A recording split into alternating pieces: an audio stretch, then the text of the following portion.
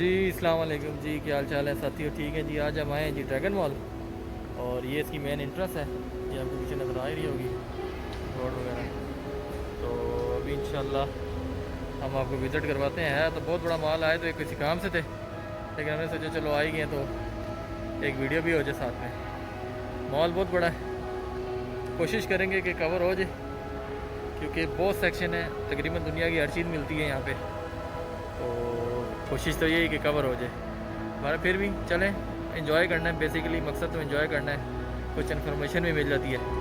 तो हम भी इंजॉय करते हैं और फिर आप भी इंजॉय करें।